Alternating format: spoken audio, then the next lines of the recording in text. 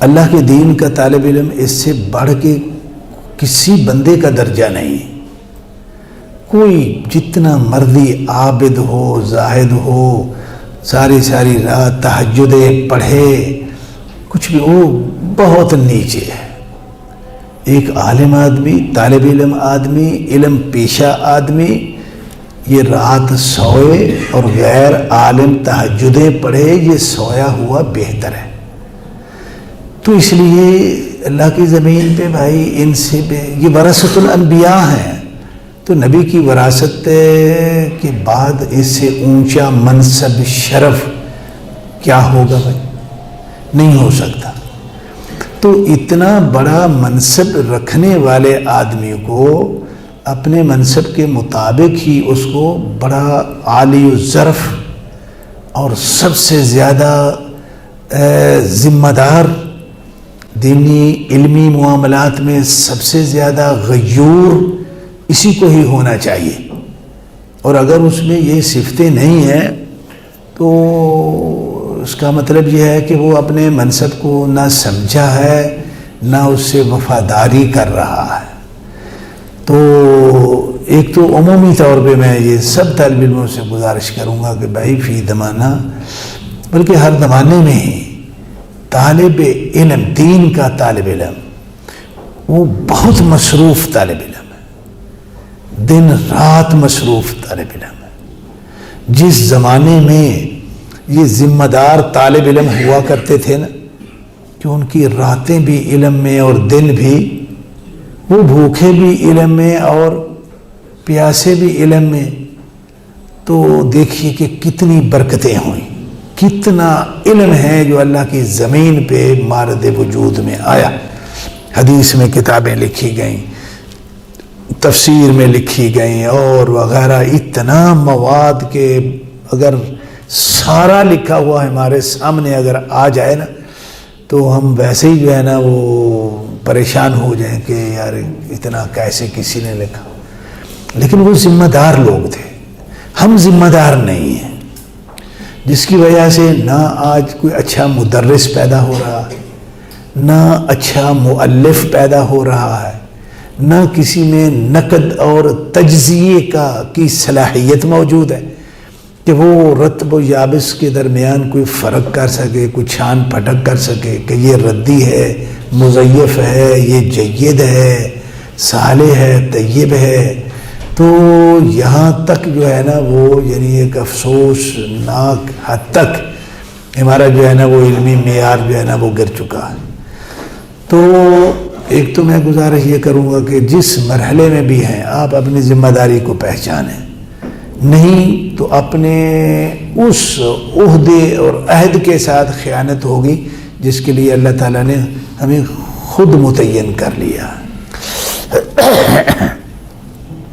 اور ہمیں ادراک کی ساری زندگی نہ ہو کہ ہمارے ساتھ اللہ نے جو ہے نا وہ رحمتیں کیا کی ہیں، تو یہ کتنی جو ہے وہ گھاٹے والی بات ہوگی. دوسرا ایک اور چیز ہے، میں اس پہ توجہ آپ کی دلانا چاہتا ہوں. دیکھو اللہ کے رسول صلی اللہ علیہ وسلم نے یہ فرمایا کہ قیامت کی جملہ قیامت کی نشانیوں میں سے ایک یہ بھی ہے کہ یرفع العلم ویکثر الجہل، علم اٹھ جائے گا اور جہالت بڑھتی چلی جائے گی. یہ پڑھتے ہیں، میں کوئی نئی حدیث نہیں آپ کو سنا رہا، آپ نے سنی ہوئی ہے آپ لوگوں نے، لیکن ہمیں اتنا بھی شعور نہیں ہے کہ ہم اس کو سمجھنے کی کوشش کریں. بھائی اگر علم یہاں سے اٹھے گا تو اس کا کوئی ذمہ دار تو ہوگا نا. کسی کی غیر ذمہ دارانہ رویے کی وجہ سے علم اٹھے گا نا، ایسے تو نہیں اٹھ جانا. کتابیں تو نہیں اٹھیں گی کہ صبح آپ نے دیکھا مکتبے میں کتاب ہی کوئی نہیں، وہ ساری کی ساری اوپر اٹھ گئی ہیں، ایسے تو نہیں ہوگا. تو یہ کیسے ہوگا؟ میں اس پہ بھی تھوڑی سی جو ہے نا وہ توجہ دلا دوں. دیکھو 3-4 طبقے ایسے ہیں جو اس جرم کے شکار ہوتے ہیں، شعوری طور پہ یا لا شعوری طور پہ. سب سے پہلے تو مسلمان گھرانوں کے والدین یہ مجرم ہیں. اگر وہ بچے ہی وقف نہیں کریں گے، مدارس میں بھیجیں گے نہیں، تو مدارس والے کس کو پڑھائیں گے؟ سب سے پہلے جو خام مال ہے وہ تو یہی ہے نا. اگر آپ کو خام مال ہی نہیں مل رہا ہے تو آپ آگے آپ نے جو ہے نا وہ پیداوار جو ہے وہ کس چیز کی کرنی ہے آپ. تو اس لیے فی زمانہ اسلامی معاشرے میں وہ خاندان، وہ گھر جو اپنے بچوں کو شروع سے ہی انہوں نے نیت بنائی ہوئی ہوتی ہے کہ ہم نے اس کو انجینئر بنانا ہے، ڈاکٹر بنانا ہے، اس کو جو ہے نا ہم نے پائلٹ بنانا ہے، وزیر اعظم بنانا ہے، جیسی جو ہے وہ والد کی سوچ ہے وہ اسی حساب سے وہ اپنے بچے کے بارے میں بھی جو ہے نا وہ جذبات رکھتا ہے، اسی لائن پہ اس کو چلانے کی کوشش کرتا ہے. تو میں یہ کہہ سکتا ہوں کہ جس زمانے میں ہم ہیں، اس زمانے میں اگر کثیر تعداد میں لوگ اگر اپنے بچوں کو دینی مدارس سے ہٹا رہے ہیں، ادھر نہیں داخل کرا رہے، ادھر نہیں بھیج رہے، ادھر نہیں دلچسپی لے رہے، اس تعلیم کو جو ہے وہ اپنی ترقی اور اپنی جو ہے نا وہ اعلیٰ سوسائٹی کے آدمی شمار ہونے میں رکاوٹ جو ہے نا وہ تصور کر رہے ہیں، تو یہ مجرم ہیں. سب سے پہلے یہ مجرم لوگ ہیں. اللہ تعالیٰ نے پوچھنا ہے، ان سے پکڑنا ہے ان کو. اللہ تعالیٰ نے نہیں بچیں گے جی. اس کے بعد باری آ جاتی ہے ہماری، جن میں مدرسہ شامل ہے، استاذ بھی شامل ہے، طالب علم بھی شامل ہے. اب آگے بھیج دیا لوگوں نے بچوں کو ابتغاء لوجہ اللہ، وہ چھوڑ آئے مدرسے میں. اب اگر یہ علم اٹھے گا کیسے؟ میں اس کی نشاندہی کر رہا ہوں آپ کو، حقیقی واقعاتی. اب اگر کسی مدرسے کا دینی نصاب ہی کمزور ہے،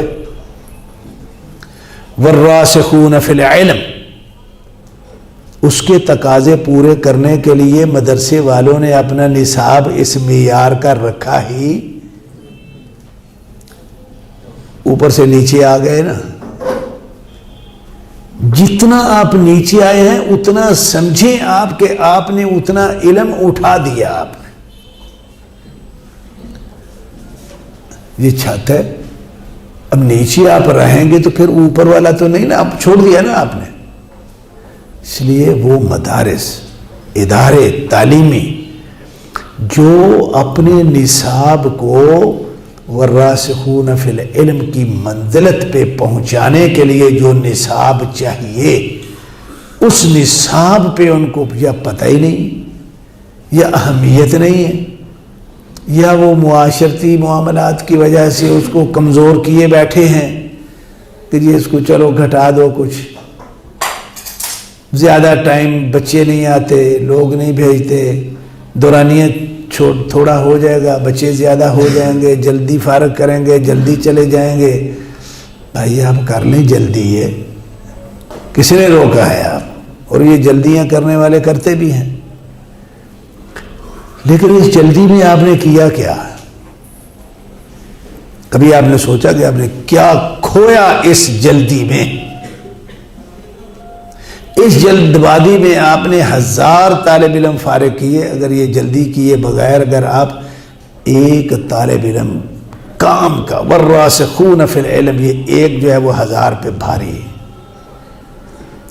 تو اس لیے میں یہ تعلیمی ادارے مدارس سے میں گزارش کروں گا کہ خدا کے لیے آپ اپنے اداروں میں وہ چلو تم ادھر کی جدھر کی ہوا ہو اسی کو پورا کرنے کی بجائے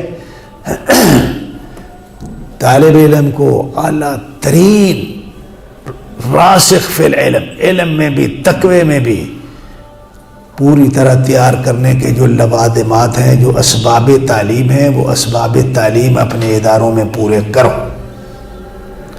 اب ایک ادارہ ہے اس میں اگر مکتبہ ہی نہیں ہے، میں ایک سوال ہے، کتب خانہ ہی نہیں ہے. مکتبے کا مطلب یہ ہے کہ آپ کو کیا کرنا ہے؟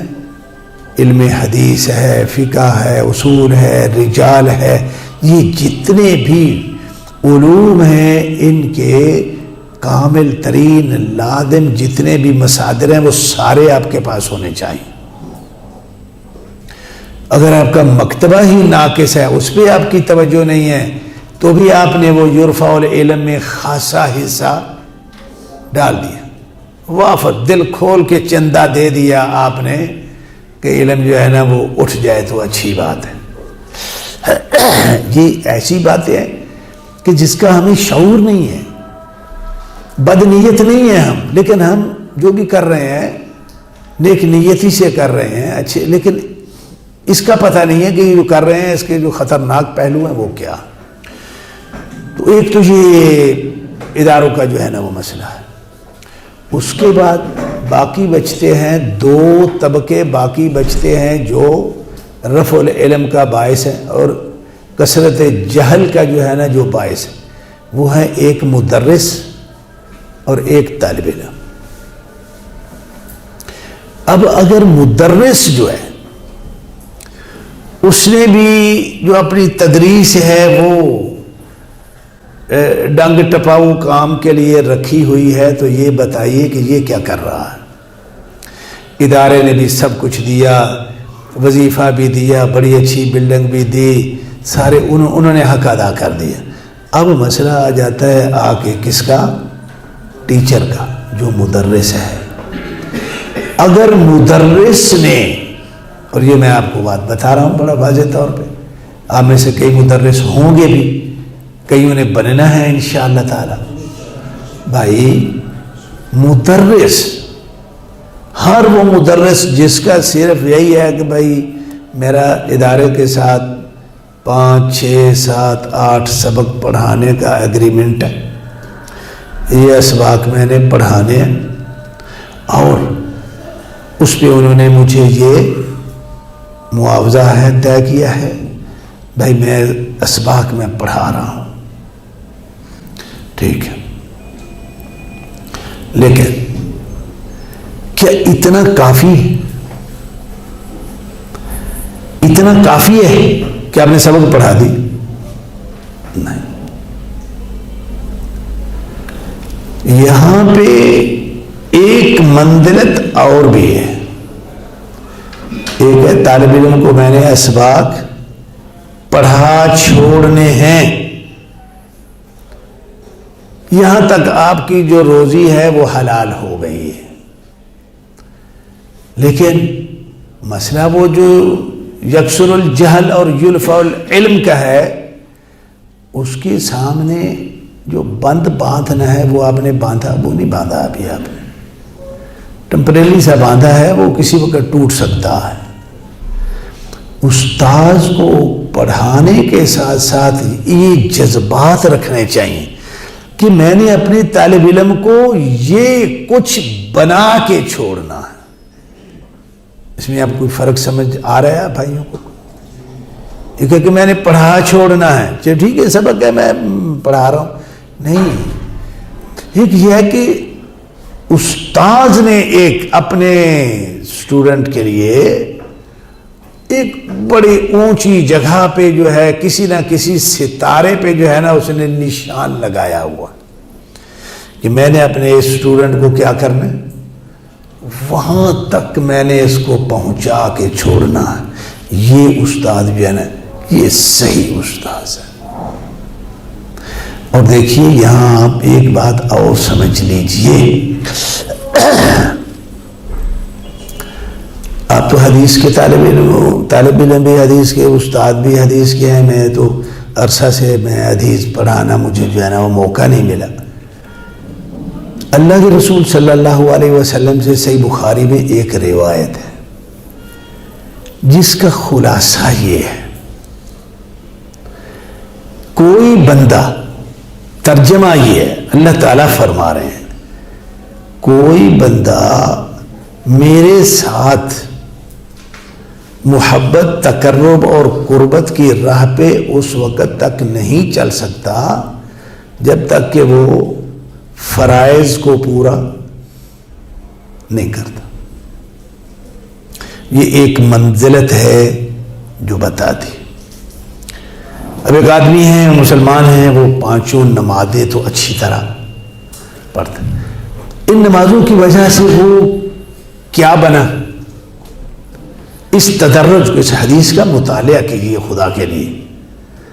وہ کیا بنا جی؟ یہ فرائض کی ادائیگی میں اب اللہ کے ہاں وہ نامنظور، نامقبول یا مغضوب علیہ نہیں رہا، اللہ کی محبت میں داخل ہو گیا، اس روڈ پہ چڑھ گیا ہے جو آگے پھر جاتی ہے اللہ تعالیٰ کے تقرب میں جو ہے نا. اچھا، اگلا جو جملہ ہے نا اس پہ بڑا غور کریں بھائی. آگے فرمایا کہ بندہ جو ہے ما زال العبد یتقرب الی بالنوافل، یعنی یہ دو مرتبے جو ہے نا تعلق اور تقرب کے، یہ اللہ رب العالمین نے بتا دیے کہ دیکھو فرائض تک محدود رہو گے تو ٹھیک ہو، تم اچھے بندے ہو، اچھے ہو، تم مومن، اچھے مومن. لیکن ایک ہے کہ اللہ والا بننا، یہ منزلت بڑی آگے کی ہے. یہ کس سے حاصل ہوتی ہے اس حدیث کے مطابق؟ نوافل سے ہوتی ہے. ایسی سمجھ بات؟ اچھا بھائی، میری جو سمجھ ہے، میری جو تفقہ فی الدین ہے، وہ یہ ہے کہ یہ ایک مثال ہے. یہ ایک کہ اس میں مثال میں جس کو بنیاد بنایا گیا، وہ کس کو بنایا گیا؟ نماز کو. لیکن اعتبار اس کا ہر معاملہ میں ہے. آپ مدرس ہیں تو یہاں بھی وہ بات چلے گی.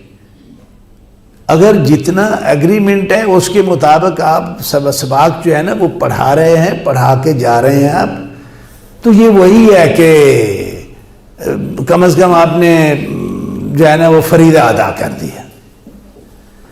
اور اگر اس کے بعد آپ کے ٹیچر استاذ کے یہ جذبات ہیں کہ نہیں بھائی یہ بچے ہیں، یہ کتاب جو مجھے دی گئی ہے یہ فلاں علم کی ہے، تو یہ اس میں تو صرف اس علم کی مبادیات ہی یہ پڑھ سکے گا، سمجھ سکے گا. مثلا میرے پاس جو ہے نا وہ اصول فقہ کا مادہ ہے، تو میں کوئی بھی کتاب جو ہے نا ادارے نے مجھے دے دی، میں نے پڑھا دی، تو یہ فریضہ ادا ہو گیا. لیکن اگر میں یہ کروں، نہیں بھائی میں نے اپنے طالب علم کو اس فن کا ماہر بنانا، یہ اس میں جو ہے نا وہ نوافل کا کردار ادا کرنا پڑے گا. اضافی محنت، اضافی جو ہے وہ مغز ماری یہ کرنا پڑے گی اس کو. یہ جو اب اس مرحلے پہ جو آدمی ہے نوافل، اب اس کے کیا درجات ہیں، وہ پھر اللہ کا کیا بنتا ہے. اگلا متن کسی کو یاد ہے تو پڑھیے.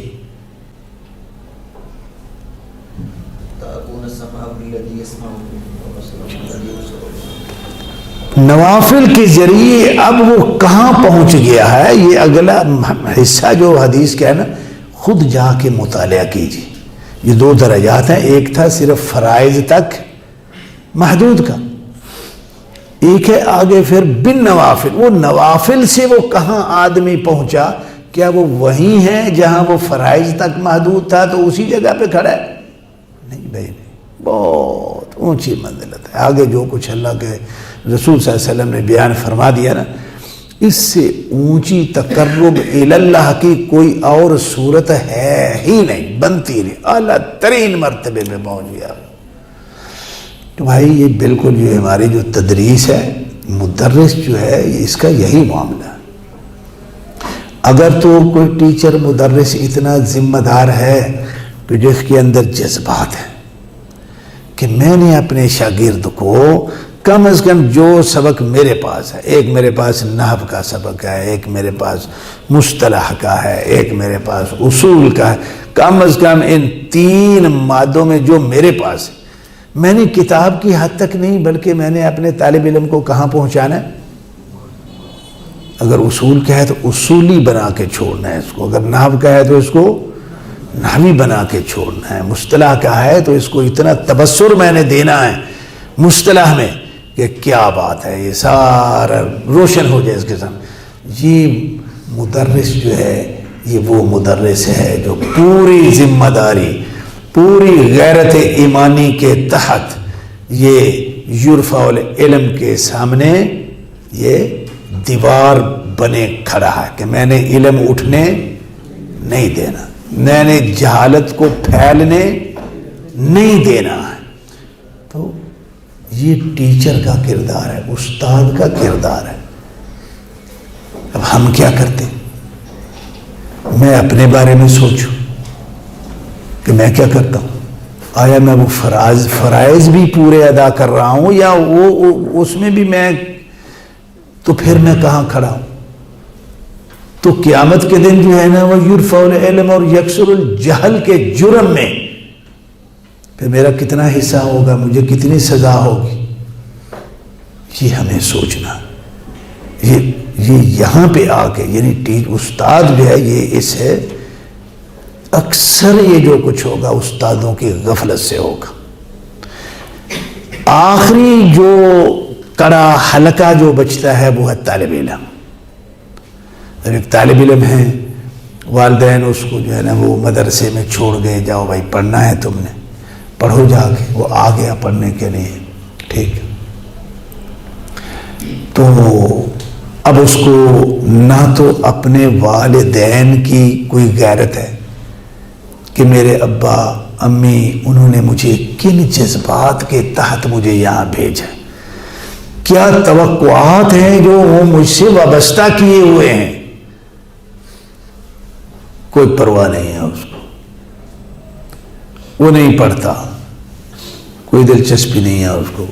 یہ سب سے خطرناک ترین حلقہ ہے جو یرفع العلم اور یکسر الجہل کا یہ ذمہ دار ہے جی، اور یہ بڑی خطرناک صورت ہے، بہت ہی خطرناک۔ وہ طالب علم جو دیکھو، طالب علم ایک وقت میں کئی رشتوں کے ساتھ جو ہے وہ خیانت کر رہا ہوتا، والدین سے بھی کر رہا ہوتا ہے، بہن بھائیوں سے بھی کر رہا ہوتا ہے، ادارے سے بھی کر رہا ہوتا ہے، استاد سے بھی کر رہا ہوتا ہے۔ استاد کا بھی مجرم ہے، ادارے کا مجرم ہے، والدین کا مجرم ہے، بہن بھائیوں کا مجرم ہے، وہ اپنے نفس کا، اپنی ذات کا مجرم ہے وہ۔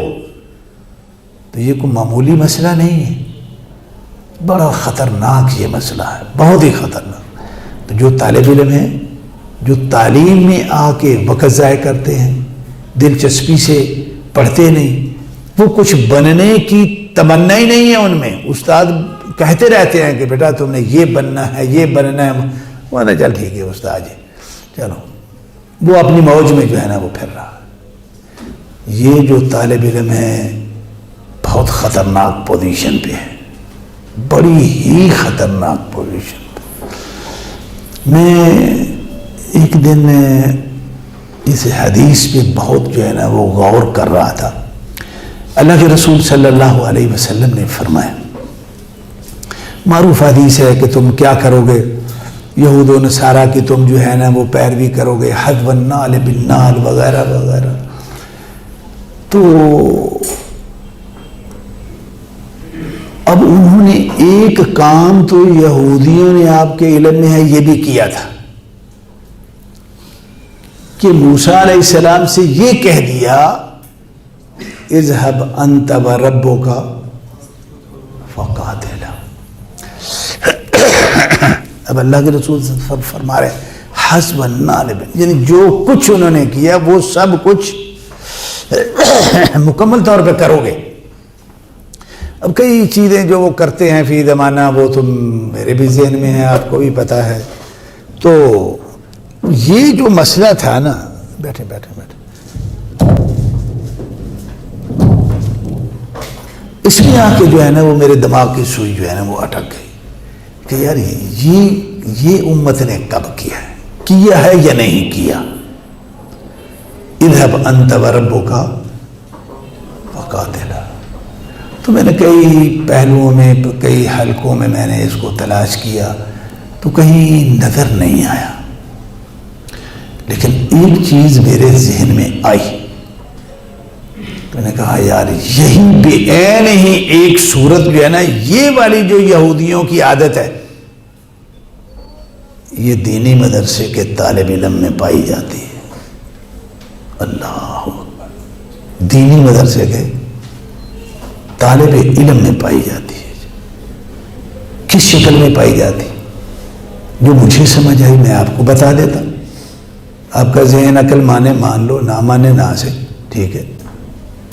کہ وہ طالب علم جو مدرسے میں آیا، یہاں کی سہولیات ساری لے رہا ہے، کلاس میں جاتا بھی ہے، استاد نے اچھی طرح سبق پڑھا بھی دیا، سمجھا بھی دیا، اس کو سمجھنے سے بھی کوئی غرض نہیں ہے، اس کو یاد رکھنے سے بھی کوئی غرض نہیں ہے. تو یہ بے عین ہی اپنے استاد سے یہی کہہ رہا ہے کہ استاد جی تسی آپ ہی پڑھ لو، آپ ہی یاد کر لو، میں تو اتنے بیٹھا روٹی شوٹی کھاواں گا، موج کراں گا. یہ وہی صورت بنتی ہے میری عقل کے مطابق. آپ کی کیا رائے ہے مجھے نہیں پتا، آپ آزاد ہیں، میں آپ کو پابند تو نہیں کر سکتا. تو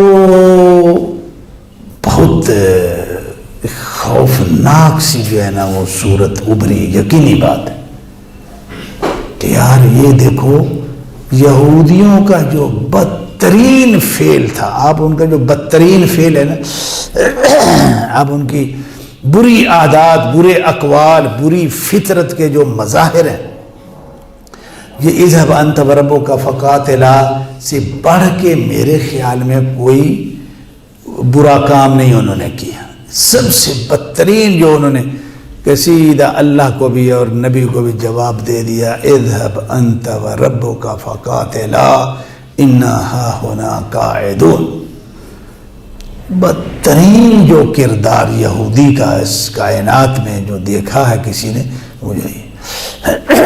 اب دیکھو یہ بڑے کتنا افسوسناک بات ہے کہ یہودی کی بدترین خصلت اور مظہر جو ہے وہ اس امت میں کہاں نظر آ رہا ہے؟ بھائی جب اللہ کے رسول نے فرما دیا بالکل حذو النال بالنال، اس کا مطلب کیا کہ جو کچھ انہوں نے کیا وہ سب کچھ یہ امت، تو انہوں نے یہ بھی کیا تھا یا نہیں کیا تھا؟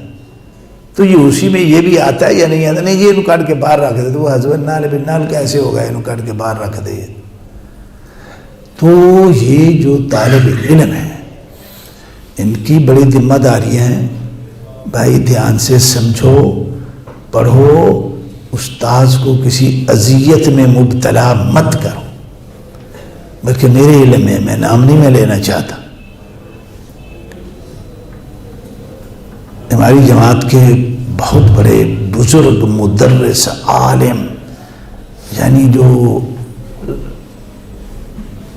اول درجے کے جو علماء صالحین ان میں ان کا شمار ہوتا. بڑے مدرسے میں وہ پڑھاتے ہیں. صدقہ بعد میں نے ان کی وہاں ہم نے اسی مسائل کو ڈسکس کیا. میں نے کہا حضرت بات ایسی ہے کہ ایک بات کی مجھے سمجھ نہیں آ رہی کہ آپ اتنے بڑے مرکز میں ہیں، وہاں یعنی اول درجے کے جو اساتذہ ہیں علم میں، بزرگی میں، عمل میں، ان کی کثرت وہاں موجود ہے، لیکن بڑے معیاری طالب علم وہاں سے نہیں نکلتے. اس کی کیا وجہ ہے؟ انہوں نے جو جواب دیا یقین کرو بہت دل دکھا. انہوں نے کہا آپ صاحب یقین کرو سمجھا کے تھک جانے ہیں، یہ یاد ہی نہیں کرتے، اسی کی کریے. اس رویے کے جو طالب علم ہے، مجھے یہ بتائیے، یہ تو بڑے بڑے جو قابل اساتذہ ہوتے ہیں نا، ان کو بھی جو ہے وہ بددل کر کے مایوسی کی دلدل میں جو ہے نا وہ دھکیل دیتے ہیں. تو کیا سمجھتے ہیں کہ یہ چھوٹا مجرم ہے یہ طالب علم کہ جن سے ستا ہوا استاد بھی آکھے کہ یار نال سر کھپائی دا کوئی فائدہ نہیں، نامرادہ نال یار آخا کے تھک گئے ہیں، سمجھا کے تھک گئے ہیں، نہیں پڑھتے، نہیں بنتے کچھ. تو ان طالب علموں کا کیا حشر ہوگا؟ تو بھائی غلط فہمیوں میں مت رہیں، میں بھی آپ بھی، کہ جی ہم عالم ہوتے ہیں، ہم مدرس ہوتے ہیں، ہم تو بڑا کچھ بھی نہیں کر رہے یار. ہم اگر ہم اپنے معاشرہ کو راسخ فی العلم جید اعلیٰ ترین مرتبے کے محدث نہیں دے رہے، فقیہ نہیں دے رہے، اصولی نہیں دے رہے، تو کی کر رہے ہیں ایسے؟ کیا کر رہے ہیں؟ اس بات پہ بڑی توجہ دیں، بہت توجہ دیں. یہاں اس کمرے میں ادارہ بھی بیٹھا ہوا ہے.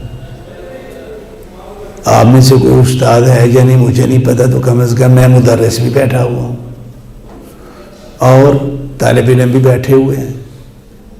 چوتھا طبقہ بچوں کے والدین صرف وہی نہیں ہے نا یہاں پہ. ہمیں 3 حلقوں اور طبقوں کو اپنی ذمہ داری کا جتنا احساس کرنا چاہیے ہم اتنا احساس نہیں کر رہے. تو اس لیے بھائیوں، کم از کم آج کے مجلس میں یہ نصیحت کروں گا کہ اس پہ ذرا توجہ دیجیے. طالب علم وہ طالب علم بنے جس کا یہ عزم ہو کہ میں نے اس کے سامنے ایک نشان ہونا چاہیے. میں نے امام بخاری بننا ہے، میں نے امام مسلم بننا ہے، میں نے ابو ہریرہ بننا ہے رضی اللہ تعالیٰ. اللہ سے دعا کریں بھئی اللہ ایک ہی ابو ہریرہ بناتا ہے، اللہ کی قدرت میں ایک ہی بخاری تھا. نہیں، وہ رنگ بدلے گا، ڈھنگ بدلے گا اور ان سے بھی اونچا آپ کو بنا دے گا. 100% وہ نقل تو مارتا ہی نہیں. اس فنکار کی جو ہے نا یہ فنی استعداد، فکر، قدرت کے یہ خلاف ہے. کام آپ وہی کریں گے لیکن شکل کیا ہوگی؟ بلکہ کام اس سے بھی آج کسی بخاری کی ضرورت نہیں ہے، آج کسی ابن تیمیہ کی ضرورت نہیں ہے. آج کا معاشرہ کسی شافعی، کسی احمد، کسی مالک رحمت اللہ علیہم اجمعین ان کا محتاج نہیں ہے، بلکہ پہلے سے بھی زیادہ ہے. ٹھیک ہے، تو اللہ سے یہ دعا کریں کہ یا اللہ مجھے ایسا بنا دے، بس میں نے یہ بننا. اور میرے نزدیک امام بخاری رحمت اللہ علیہ جتنا میں نے اماموں کو پڑھا ہے، جو میری تحقیق ہے بالتقابل موازنہ میں نے جتنا کیا ہے، امت محمدیہ صلی اللہ علیہ وسلم مجتہد مطلق جس کو آپ کہتے ہیں، اصولی لوگوں سے پوچھو کہ مجتہد مطلق جو ہے نا وہ کیا ہوتا. اگر حقیقتاً مجتہد مطلق کا اطلاق جتنا امام بخاری پہ فٹ ہوتا ہے کسی اور پہ نہیں ہوتا. میں نے ان سارے اماموں کو پڑھا میں نے، لیکن بخاری واحد امام ہے. اس کی جو صحیح بخاری ہے اس کے اندر جتنی علوم کو امام بخاری نے کوئی علم چھوڑا نہیں کہ جس پہ امام بخاری رحمت اللہ علیہ نے اس کتاب میں جو ہے نا اس کے خد و خال واضح نہ کیے ہو. اب عقیدے میں جائیں تو جتنی دقت کے ساتھ، جتنی گہرائی کے ساتھ امام بخاری رحمت اللہ علیہ نے سلفی عقیدے کو کتاب الایمان میں، توحید میں جن دقیق ترین استدلالات کی بنیاد پہ جو ہے نا اس کو سلجھایا ہے، اتنا کسی نے نہیں سلجھایا، کسی نے نہیں سلجھایا. اور عقیدے کا جو مضمون ہے یہ سب سے پیچیدہ مضمون ہے. تمہارا یہ مضمون ایسے ضمناً ایک بات آ گئی اس تناظر میں کہ آپ کیا کریں، آپ بھائی دعا کی کوئی بنائیں، کوئی منزل بنائیں کہ میں نے وہاں تک پہنچنا ہے. میں نے اللہ سے مدد مانگیے اور اس کے مطابق محنت کیجئے. ناممکن ہے کہ آپ وہاں تک نہ پہنچ سکیں، ناممکن ہے. ضرور پہنچیں گے. اگر اللہ کی مرضی ایسے ہی ہے کہ اس نے وہاں تک نہیں پہنچایا تو بھائی یہ بات یقینی ہے کہ وہاں تک پہنچنے والوں کا جو اللہ کے ہاں اجر بنتا ہے وہ اجر آپ کو ضرور مل جائے گا. چل ٹھیک ہے یار، ہم نے کون سے درخت گرنے ہیں، ہم نے بھی تو آم کھانے ہیں نا، لیکن کچھ ایسے کرے تو صحیح نا.